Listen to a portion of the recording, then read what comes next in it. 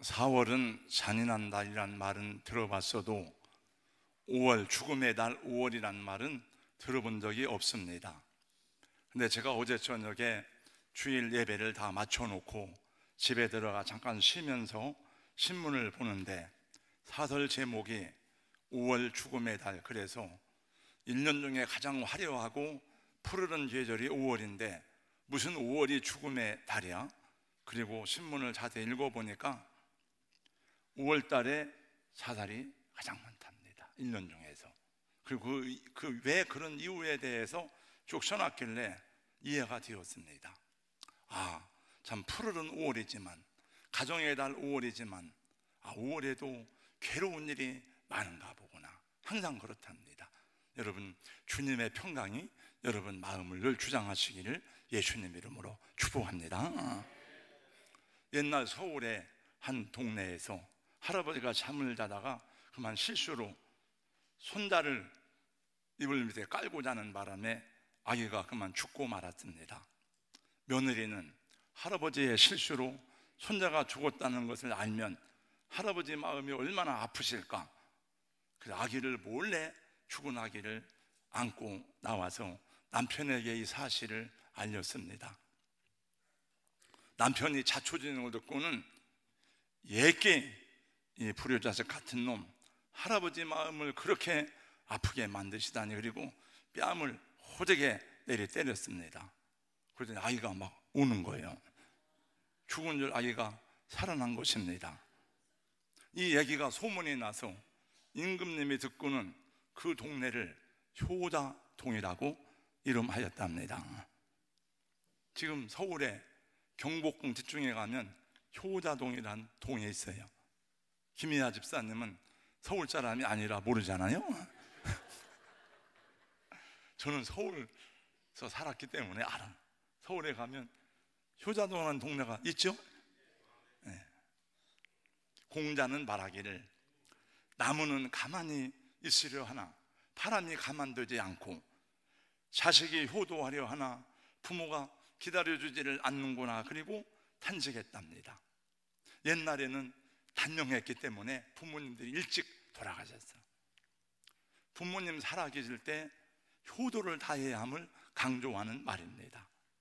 제가 어릴 적에 우리 집은 제사를 많이 지냈어요. 저는 그냥 장남이 아니고 해조씨 추탄공파 25대선 그 집안, 여러 개 집안의 장손이에요. 우리 아버지는 여기저기 세상을 떠돌아다니시다가도 어김없이 제삿날이 되면은 돌아와서 지극정성으로 제사를 드렸습니다. 우리 가족만 제사를 드리는 게 아니고 또 우리 사촌, 육촌 형제들까지 와서 다 제사를 드려요. 저는 그때는 몰랐지만은 나중에 어른이 돼서 생각을 해보니까 우리 어머니가 얼마나 힘들었을까. 왜냐하면 몸이 힘든 것만이 아니고, 여러분, 제사를 지내는 게 보통 일이 아니잖아요. 가난하고 돈도 없는데 다 제사상을 차려야 되니까 얼마나 힘들겠습니까? 네. 저는 우리 집안이 양반 집안이라 뼈대제가 좋아서 유교를 잘 믿어서 그런 줄 알았어요. 근데 그게 아니더라고요. 네. 제가 어른이 되어서 신학을 공부하고 비교종교학을 배우고 강의를 했습니다. 비교종교학 책의 7대 종교 속에 유교가 들어갑니다. 근데 제사를 잘 지내는 것은 본래 유교의 가르침이 아니더라고요. 공자의 논어 선진편 11절에는 이런 말이 있습니다. 어느 날 공자의 제자인 계로가 제사를 통해서 초생의 혼백을 섬기는 일에 대해서 물었습니다. 그랬더니 공자가 말했습니다. 산 사람도 제대로 섬기지 못하는데 어찌 귀신을 섬길 수 있느냐. 그러자 계로가 한 번 더 물었습니다. 감히 한 가지 더 묻겠습니다. 죽음이란 무엇입니까? 공자가 말했습니다. 삶도 모르는데 어찌 죽음을 알겠느냐. 어떤 사람들은 기독교는 효를 모른다고 비난하는 사람이 있습니다만 그건 너무나도 무지하고 어리석은 말입니다. 여러분, 하나님이 천지를 창조하셨잖아요. 하나님이 인간을 만드시고 가정을 세우신 분이잖아요. 하나님이 모든 인간 존재의 근원이 되시고는 어찌 하나님을 섬기는 신앙 안에 인간의 분분과 도리에 대해서 말씀하지 않겠습니까? 어찌 이보다도 확실하고 분명한 교회의 가르침이 있겠습니까? 오늘 읽은 본문의 말씀은 여러분 잘 아시는 대로 아버지 아브라함이 그 아들 이삭을 하나님 께 번대로 바치는 그런 사건입니다. 이 시간에 아버지 아브라함의 모습을 통해서 우리 부모님의 모습을 더듬어 보는 시간을 갖고자 합니다. 첫 번째, 아버지의 사랑입니다.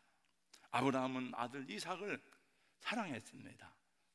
얼마나 사랑했는지 오늘 여기도 보니까 아들을 부르는데 이름이 있는데 아들 이름을 안 부르고 아들아 그래, 아들아. 이 세상 무엇과도 바꿀 수 없고 비교할 수 없는 애정과 사랑이 거기에 있었습니다. 우상이 될 만큼 사랑했다는 것을 알 수가 있어요. 여러분, 자식이 우상이잖아요. 우리 어머니는 수없이 많은 신들을 섬겼는데 우상은 섬데 진짜 우리 어머니의 우상은 그 신들이 아니에요. 보니까 그렇게 많은 신들을 섬기면서 그 마음속에 있었던 우상은 아들이에요. 아들. 네, 딸도 아니에요. 저에 대한 저가 우리 어머니의 우상이에요. 우상. 하나님은 더 이상 그 아들이 우상이 되지 않게 하기 위해서 그 아들을 주신 하나님께 다시 돌려드릴 수 있기를 아마도 시험하지 않으면 안 됐던 것 같습니다. 왜냐하면 독자 이상을 향한 아브라함의 사랑은 거의 맹목적이고 절대적이고 희생적이었습니다. 여러분, 이게 아브라함만의 모습입니까? 여러분은 안 그렇습니까? 저는 안 그렇습니까? 우리의 부모님은 다릅니까? 여러분 공부시키려고 여러분 집에서 소를 팔고 논밭을 팔아가지고 막 그렇게 하지 않았습니까? 예. 부모님의 사랑은 거의 절대적이고 맹목적이고 희생적입니다. 자식이라면 여러분, 자식이라면 뭐가 아깝겠습니까? 여러분에게 교회가 비가 와서 비가 새면 이렇게 막아보고 저렇게 막아보지만 자식이 사는 집에 비가 샌다, 우리 집에 비가 샌다 그러면은 여러분 공사비 1,000만 원 들어서라도 고치겠지요. 네. 자식 사랑은 인간을 비롯한 모든 동물의 본성이기 때문에 그건 어쩔 수가 없어요. 네. 그건 뭐 당연한 겁니다. 그건 누구에게나. 제가 여기서 효를 아니 자식 사랑을 얘기하지 않아도 당연한 거예요. 그래서 삐뚤어지고 왜곡된 사랑이 있는 거예요. 자녀들의 대부분은 엄마를 좋아합니다. 아버지는 별로 잘 안 좋아해요. 요즘은 물론 많이 다릅니다만 옛날에는 우리 엄마하고는 얘기를 많이 해도 아버지하고는 대화한 기억이 거의 없어요. 저의 인생에서 제일로 만만한 분은 우리 엄마예요. 엄마한테 막 성질내고 화내고 나 밥 안 먹어요 막 그리고 뛰쳐나가고 그러면 막 우리 엄마가 쫓아오면서 왜 그래 달래는데 우리 아버지하고는 대화를 한 기억이 거의 없어요.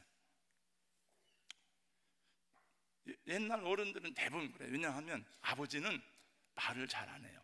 표현을 안 해요. 네. 엄마는 아프면 아프다 그리고 힘들면 힘들다 그러고 어려운 일 있으면 우는데 아버지는 힘들어도 힘든다는 말을 잘 못하고 정말 사랑해도 사랑한다는 말을 잘 못해. 저는 우리 아버지한테 야 아들아 사랑한다 한마디도 못 들어봤어요. 울고 싶어도 울 수가 없어요. 왜? 아버지는 울면 안 되는 줄 아니까. 자식들 앞에서 아버지가 울면 큰일 나는 줄 알아요. 그래서 고생은 실제로 엄마가 많이 하는 것 같지만 실제로는 속이 썩어 들어가는 것은 아버지 속이 먼저 썩는답니다. 그래서 아버지가 먼저 죽는 거예요. 저 김항재 목사님은요 설교할 때마다 울더라고. 그래서 아무렇지도 않아. 그분은 설교할 때마다 가끔 들어보면 울어요. 근데 제가 여기서 어쩌다가 한번 울컥하면 막 목사님 왜 그래요? 목사님 무슨 일 있나? 막 그래서 내가 요새 기도 제목 가운데 하나님 강단에서 울지 않게 해주세요. 남자가 울면 큰일 나는 줄 알아요, 이게. 제가 자주 인용하는 시 가운데 정우성 시인의 글이 있습니다. 이 사람은 젊어서는 아버지에 대한 생각을 못했답니다. 나이가 들어가면서 늦게서야 아버지를 이해하고 아버지를 알게 되었어요. 그 나이가 든 후에 아버지에 대한 시를 쓰기 시작했습니다. 정우성 씨 아버지는 시골에서 농사를 지었습니다. 아버지가 지게를 지고 가다가 왜 그렇게 지게를 자주 내려놓는지 알 수가 없었습니다. 그렇게 지게가 힘들고 무거운지도 어려서 몰랐답니다. 아버지가 자기를 물끄러미 쳐다볼 때에도 왜 아버지가 나를 쳐다보나 몰랐는데 아버지가 돌아가신 다음에 알았답니다. 아버지의 나이란 시입니다. 정호승 씨가 쓴 시입니다. 나는 이제 나무에 기댈 줄 알게 되었다. 나무에 기대어 흐느껴 울 줄 알게 되었다. 나무의 그림자 속으로 천천히 걸어 들어가 나무의 그림자가 될 줄 알게 되었다. 아버지가 왜 나무 그늘을 찾아 시계를 내려놓고 물끄러미 나를 쳐다보셨는지 알게 되었다. 나는 이제 강물을 따라 흐를 줄도 알게 되었다. 강물을 따라 흘러가다가 절벽을 휘감아 놓을 때가 가장 찬란하다는 것도 알게 되었다. 해질 무렵 아버지와 왜 강가에 지게를 내려놓고 종아리를 씻고 돌아와 내 이름을 한 번씩 불러보셨는지 알게 되었다. 여러분, 그렇습니다. 자식들을 사랑하되 우상처럼 사랑한 우리들의 어머니, 아버지, 그분들이 우리들의 영웅입니다. 그러나 그 어머니의 사랑보다도 더 가슴 아프고 아름다운 사랑이 있으니 바로 하나님 아버지의 사랑입니다. 이사야 49장 15절은 이렇게 말씀합니다. 여인이 어찌 그 젖 먹는 자식을 잊겠으며 자기 태에서 난 아들을 긍휼히 여기지 않겠느냐. 그들은 혹시 잊을지라도 나는 너를 잊지 아니할 것이라. 우리 사랑하는 성도 여러분, 우리 어머니의 사랑, 부모님을 통해서 보여주신 하나님의 사랑이 여러분의 가슴 안에서 꽃피고 아름답게 열매 맺기를 예수님 이름으로 축원합니다. 두 번째, 부모님의 희생입니다. 우리보다 한 세대를 앞서 사셨던 우리 부모님의 모습을 생각할 때마다 가장 먼저 떠오르는 단어는 희생이에요. 희생. 희생적으로 사셨다. 지난 세월 우리 부모님들의 희생적인 모습을 떠올리면 밤을 새워도 다 이야기할 수가 없죠. 이홍렬이라는 청년이 있었습니다. 일제강점기에 일본으로 유학을 가서 음악을 공부했습니다. 피아노가 없어서 음악 공부하기가 어려웠습니다. 어머니에게 편지를 썼습니다. 어머니, 피아노가 없어서 음악 공부하는데 어려우니 피아노가 있으면 좋겠습니다. 그 편지를 받은 어머니는 홀로 아들을 키우느라고 피아노 살 만한 돈이 없으니 그때부터 어머니는 산에 가서 솔방울을 주워서 팔기 시작했습니다. 여러분, 솔방울도요, 소나무도 땅에 떨어지는 솔방울은 불이 약해요. 그래서 외솔나무는 떨어지지 않아요. 비틀어서 따야 돼요. 이게 저는 솔방울을 많이 따봐서 알아요. 나무를 해봐서. 그 연약한 여인의 손으로 나무 위에 올라가서 손가락이 문드러지도록 솔방울을 땄습니다. 수만 개, 수백만 개의 솔방울을 따고 주워서 그걸 팔아서 400원을 마련해서 아들에게 붙였습니다. 아들은 그 돈으로 피아노를 사서 피아노를 치며 연습을 하다가 어느 날 생각하기를 우리 어머니가 얼마나 힘드셨을까 눈물이 났습니다. 그래서 그 어머니의 사랑과 은혜에 흐르는 눈물을 닦으면서 노래를 만들었으니 그 노래가 바로 어머니의 마음이에요. 이홍렬 씨가 작곡하고 양주동 씨가 작사한 어머니 마음입니다. 그래서 우리는 옛날부터 5월이 오면 마치 민족의 고전이 되다시피 한 그 노래를 많이 불렀습니다. 나실제 괴로움 다 잊으시고 한번 같이 한번 불러보겠습니다.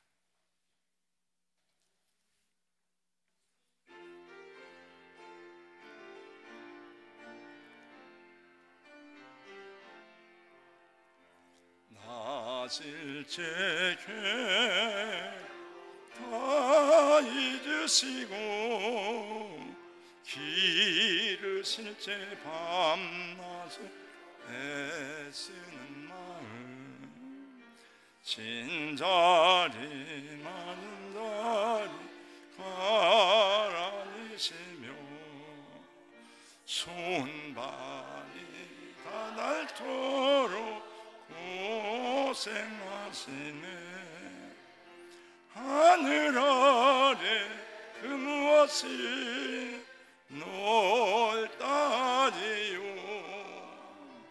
어머니의 희생은 가히 없어라. 철학자 에리 프롬은 사랑을 세 가지로 정의해. 사랑은 첫째 관심이다, 두 번째 이해다, 세 번째 희생이다. 오늘 이 본문에 나오는 사람들 가운데 가장 큰 희생자는 누군가요? 아들 이삭입니까? 아버지 아브라함입니까? 물어볼 것도 없습니다. 아버지 아브라함이에요. 하나님의 명령을 받은 사람은 아브라함이에요. 두렵고 떨리는 가슴을 진정시키면서 순종해야 되는 것도 아브라함이에요. 자기 아내와 상의할 수가 없어요. 자기의 종들에게도 비밀로 떠나는 그 사흘길이야말로 아브라함의 십자가의 길이었던 것입니다. 그 유명한 청교도 설교자 가운데 찰스 스펄전 목사님이 있는데 그분은 이렇게 말했습니다. 아브라함이 자기 아들을 태울 번제에 쓸 나무를 패고 있을 때에 아브라함은 나무가 아니라 자기 심장을 쪼개고 있었다. 여러분, 그 아들 독자 이삭을 번제로 바쳐야 되는 아브라함의 마음. 아브라함은 자기 아들을 바쳐보았기 때문에 하나님 독생자 예수님을 십자가에 매달은 하나님의 마음을 아는 거예요. 하나님의 사랑은 어떻게 알 수 있을까? 여러분, 아들을 안 주고 봤잖아요. 예수님께서 십자가 지시고 능력을 당할 때에 갑자기 해가 빛을 잃고 어둠이 임했습니다. 대낮인데도 온 세상이 깜깜해졌습니다. 그래서 저도 여러분에게 설교할 때에 하나님도 차마 자기 아들을 볼 수가 없어서 얼굴을 돌렸다, 뭐 이렇게 설교한 적이 있습니다. 하나님의 침묵이고 하나님의 고통이었습니다. 우리 사랑하는 성도 여러분, 이 어버이 주일에 우리들 부모님의 희생으로 오늘의 우리가 있었음을 기억해야 되고, 또 하나님의 그 사랑 때문에 우리가 구원을 받고 천국의 순례가 된 것을 감사하시기 바랍니다. 그래서 우리 하나님의 사랑, 부모님의 희생을 잊지 말아야 되는 줄로 믿습니다. 우리 부모님들의 희생이 있었기 때문에 여러분과 제가 존재하는 것입니다. 세 번째, 우리는 우리 부모님들의 믿음을 기억해야 됩니다. 우리가 곁길로 갈 때에도, 잘못된 길을 갈 때에도, 부모님의 기대를 저버릴 때도 다 포기해도 우리 어머니는 포기하지 않아요. 아버지는 포기하지 않아요. 우리 선생님들이 포기하고 저는 내버려둬야 돼요. 이웃들이 포기하고, 친구들이 포기하고, 친척들이 포기하라고 해도 우리 어머니, 아버지는 포기하지 않았습니다. 그것이 우리 어머니의 믿음이에요. 내 아들은 다시 일어날 것이다. 내 딸은 돌아올 것이다. 내 아들은 다시 회복될 것이다. 우리 교회에 제가 자주 종종 얘기하는 사람 가운데 이재만, 이재성 형제는 용감했다. 그래서 오랫동안 있는 것도 아닌데 청년 때 우리 교회 와가지고 하는데 그렇게 은혜를 사모하고 똑같은 예배를 9시에 드리고 11시에 드리고 막 그러길래, 야, 왜 너희들은 예배를 2번씩 드리냐, 같은 예배를. 목사는 은혜가 됩니다. 근데 그 이재성이 재만이는 7급 공무원 시험을 보고 재성이는 교도관 교정 공무원 시험을 보는데 얘는 계룡공고 친다. 그때 제가 기억하기를 다 애들한테 절대로 공고 보내지 마세요. 공고 가면 안 됩니다. 맨날 담배 피우니까 지가 그렇게 살았으니까. 근데 그 무주군 분안면에 사는 어머니가 몇 번 저를 찾아봤어요. 그 저를 줄 게 없으니까 고사리를 캐가지고 말려서 그걸 보따리에 와가지고 와서 내 손을 다, 목사님, 우리 재성이는 제 실력 가지고 안 됩니다. 목사님 기도해 주세요. 아니, 실력 가지고 안 되는데 어떻게 기도한다고 되냐고요. 근데 정말 이재만이는 7급에 합격하고 이재성이는 합격을 하고, 그 다음에 제가 결혼조례까지 하고 해서 공무원이 됐으니까 돌아다니는데 지난 금요일날 전화가 왔어요. 목사님 5월 18일날 은퇴하는데 간다고 그러길래 너 어디 있느냐 보니까 나이가 거기도 50이 다 됐더라고요. 어디니까 창녕에 있대. 창녕에. 네. 그래서 어머니 살아계시냐 그랬더니 어머니가 지금 살아계시대. 그래서 너는 네 어머니 덕분이야. 덕분에. 네. 어머니가 저한테 와서 우리 재성이는 실력으로 안 되니까 목사님 기도해 주세요.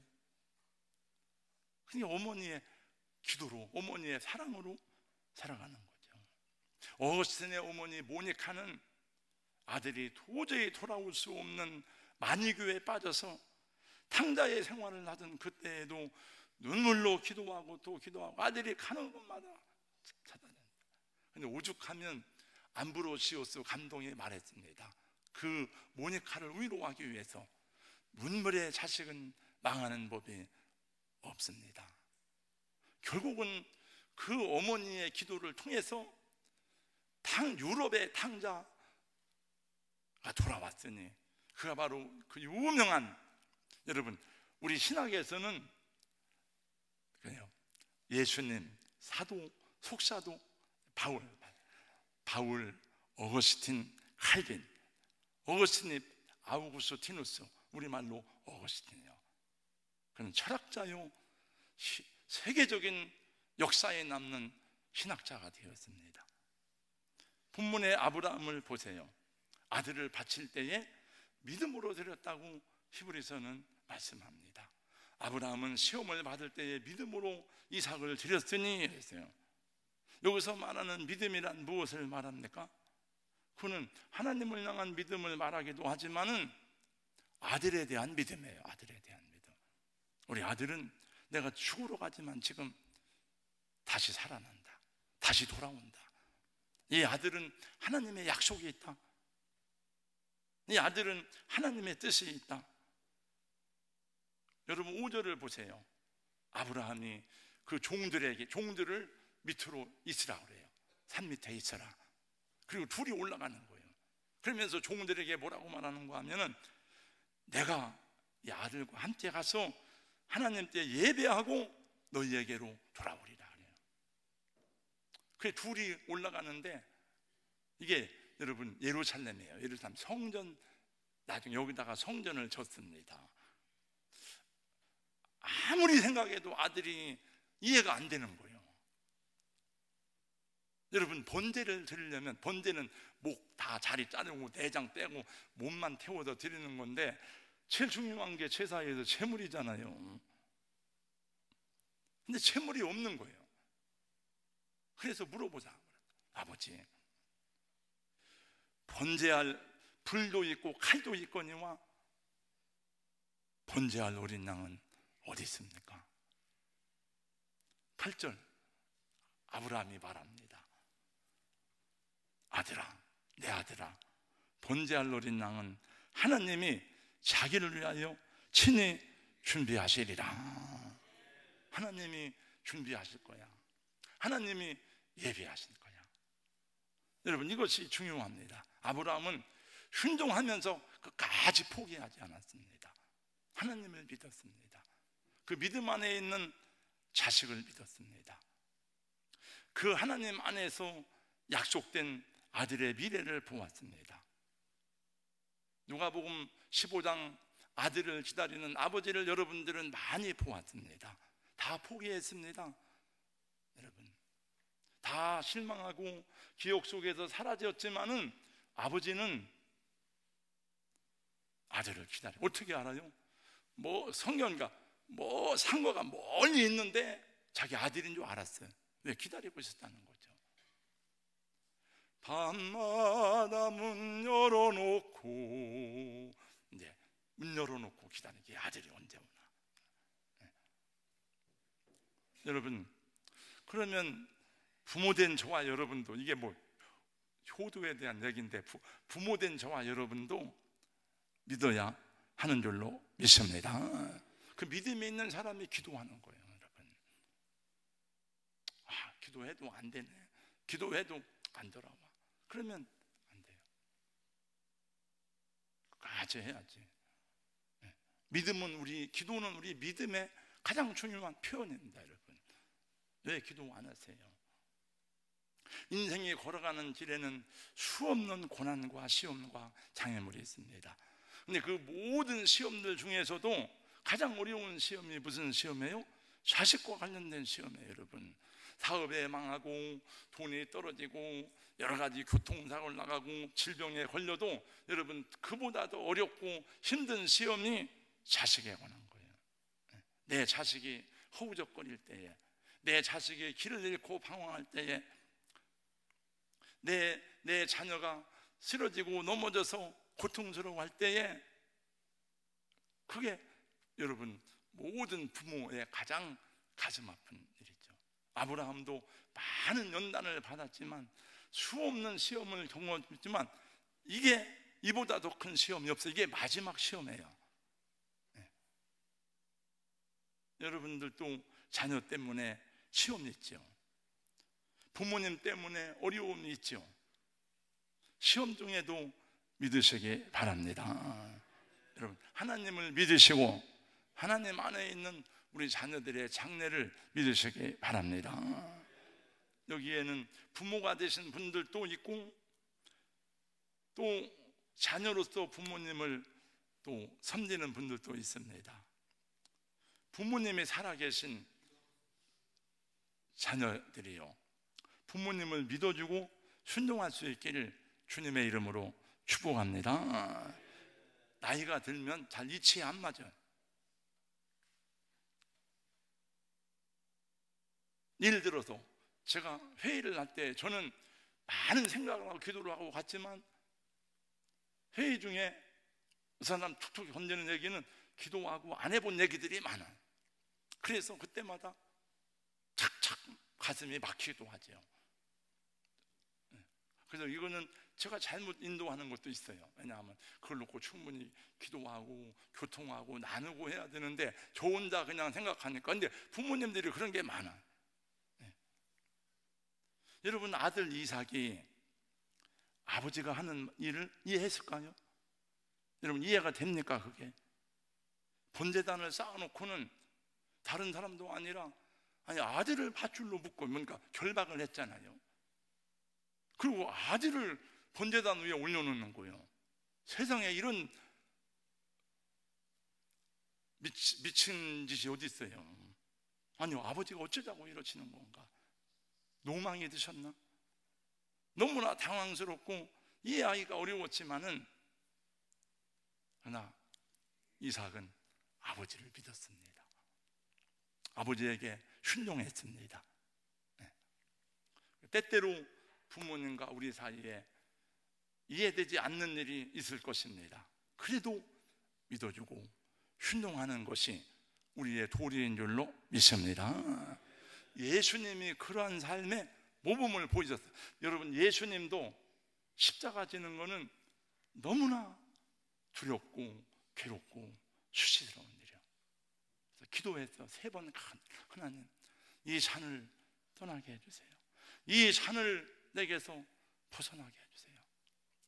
그러나 아버지의 뜻이니까, 아버지의 뜻이면 감당하겠습니다. 네. 세대가 많이 바뀌었습니다만 지난날 우리들의 부모님들은 자식이 유일한 소망이었고 자식 때문에 포기하지 않고 어려운 세월을 살아왔습니다. 저희 어머니는 1919년생이니까 일제강점기에 태어나 17살에 시집을 와서 10명인지 11명인지 몰라요. 저도 다. 그렇게, 그래서 우리가 그냥 농담을, 아니 애기 낳는 공장도 아니고, 그러니까 그렇게 어려운 세월을 살아가고 또 6.25를 겪고 수많은 정치적 격동기, 그 다음에 보릿고개를 넘어오면서도 굴하지 않고 살아가셨어요. 그래서 이 황폐한 땅을 눈물과 사랑으로 읽어온 우리 아버지, 어머니의 숨결이 이 땅에 있지 않습니까? 박무지가 장미꽃같이 피는 것을 볼 때, 그 찬송 부를 때마다 생각이 나. 황무지가 장미꽃같이 피는 것을, 그래서 우리나라가 이렇게 부유하게 된 거예요. 이제 우리가 어른이 되어서 어머니가 되고 아버지가 되어 보니 우리 부모님들의 모습이 이해가 되는 것 같습니다.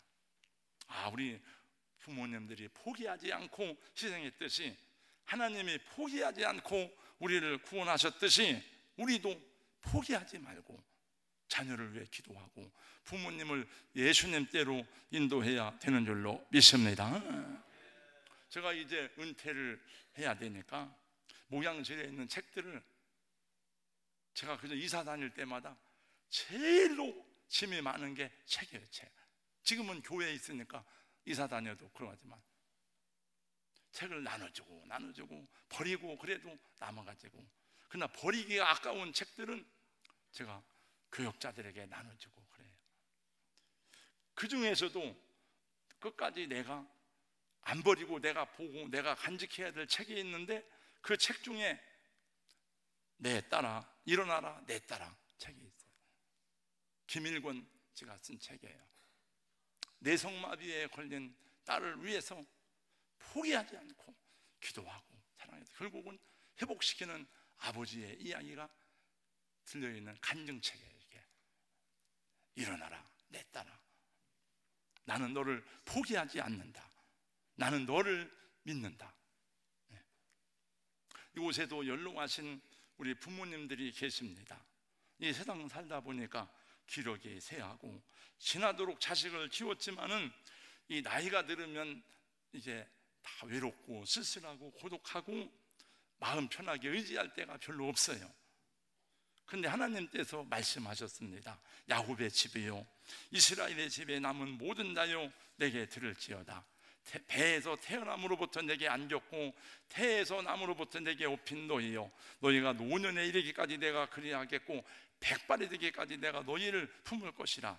내가 지었은즉 내가 업을 것이요 내가 품고 구하여 내리라. 그러니까 하나님 앞으로 와야 진정한 효도가 되는 거예요. 우리가 부모님들을 하나님께로 돌아오게 하는. 갈 데가 없잖아요, 여러분. 죽어도 갈 데가 없잖아요. 이렇게 살아있을 땐 요양원이라도 가지만, 또 여기 연세가 많으신 우리 권사님들, 주님이 다 어루만져 주시기를 예수님 이름으로 축원합니다. 우리는 연약한 존재입니다. 여러분, 몸도 마음도 영혼도 다 연약한 존재예요. 은혜를 받아도 쓰러질 수 있고 믿음이 강한 사람도 시험에 넘어질 수 있는 것이 인생입니다. 하나님이 붙잡아 주셔야 되고 하나님의 손길이 필요한 것입니다. 그래서 교회는 자라나는 세대인 어린이들을 잘 양육하고 세워주는 것도 중요하죠. 그렇죠? 다음 세대를 잘 세우는 게 중요하지만은, 그러나 연로하신 어른들을 끝까지 책임지고 잘 돌보아주는 사명과 책임도 똑같이 중요한 줄로 믿습니다. 저는 그래서 그분들을 위해서, 여러분 기도 제목 보세요. 월상 예배 드릴 때 기도 제목에 보세요. 여러분, 내가 꼭 그 이름을 적어놓고 기도하고 같이 기도합시다. 저희 어머니, 우리 교회의 어머니 세대의 마지막 권사님, 전월교 권사님, 저희 우리 어머니 세대의 마지막이에요. 그래서 저는 기도했지만 권사님 때에 맞게 안 가셔서 내가 은퇴하고 제가 은퇴한 다음에 돌아가서 상관이 없지만 은퇴하신 다음에 돌아가신다는가 보다. 그럼 그때는 내가 와서 또 침례가 그랬는데 지난번에 돌아가셔서 천국 환송 예배를 드렸어요. 참석하신 분에게 감사드려요. 그런 예배에 참석을 해야 돼요, 우리가 다. 그래서 감사하다. 그 마음이 홀가분해요. 또 우리 교회에서는 다 여러분 기억 못하지만 어디 장례를 못 치르고 막 돌아가신 분도 저희 교회에서 장례를 치른 적이 있어요. 저는 그래서 결혼식도 중요하지만 잘 장례를 치르고 노년의 어른들을 잘 돌보아 줘야 돼요. 저희 누님도 큰 누님도 84신가 그런데 교회가 막 시끄러워가지고 교회 때문에 고민하고 막 교회를 옮긴여진을 해서 제가 들으니까 누님 교회를 왜 옮겨? 그냥 다니세요. 나중에는 제 말이 감사했다는 얘기를 들었습니다. 여러분 사도 요한은 이렇게 선언했습니다. 사랑은 여기 있으니 우리가 하나님을 사랑한 것이 아니요 하나님이 우리를 사랑하사 우리 죄를 속하기 위해서 화목제물로 그 아들을 보내셨음이라. 찬양하고 감사하고 우리에게 주어진 나머지 인생길을 부모님 사랑하고 자녀들을 위해서 기도 많이 함으로 여러분 이 험한 세상이지만 순례의 길을 손잡고 믿음으로 걸어가는 하나님의 자녀들 될 수 있기를 예수님 이름으로 축복합니다. 다 일어나셔서 찬양하겠습니다. 620장 1절하고 3절만 찬양하고 기도할 때에 부모님을 위해서 기도하고 부모님 영혼을 위해서 기도하고 자녀들 있는 분은 자녀들의 회복을 위해서 기도하고 두 가지 기도하고 하겠습니다.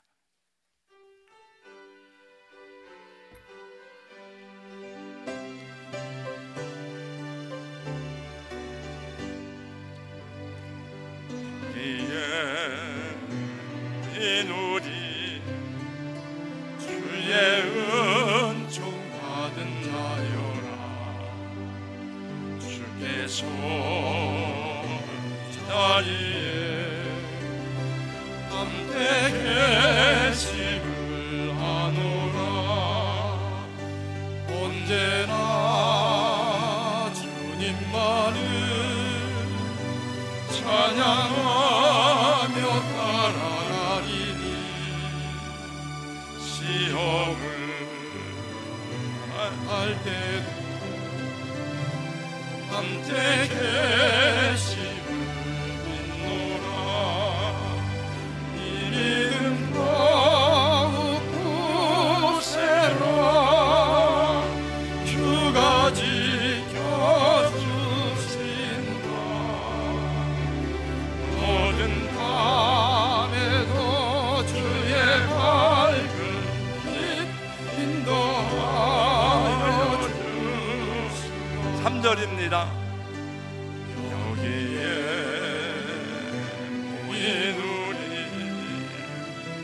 사랑하는 주의 자녀라.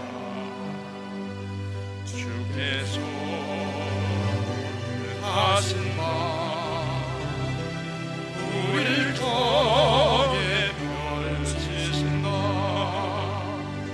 고통과 슬픔 중에 더욱 주님 의지하오니 어려움 변해고 주님 더욱 찬양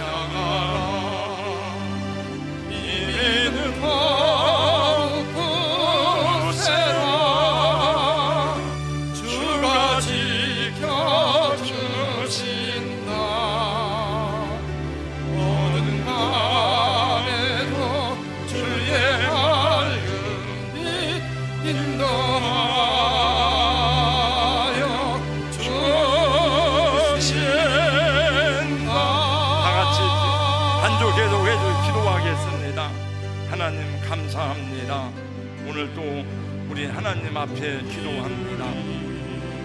하나님께 순종했던 아브라함을 기도합니다. 생각합니다. 육신의 아버지인 아브라함에게 순종한 이삭을 기억합니다.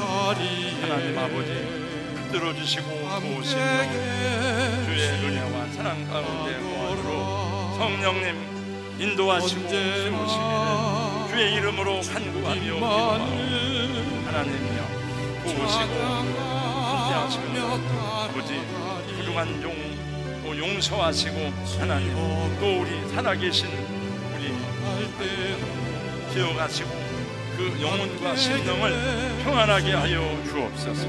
아버지 또 아들에게도 하나님의 은혜를 베풀어 주시고 도우시길 원하여 기도합니다. 주의 사랑으로 도우시고 함께 하시기를 주의 이름으로 간구하며 의지하고 기도합니다. 주의 밝은 인도 이 믿음 더욱 굳세라. 후렴 한 번 더 합니다.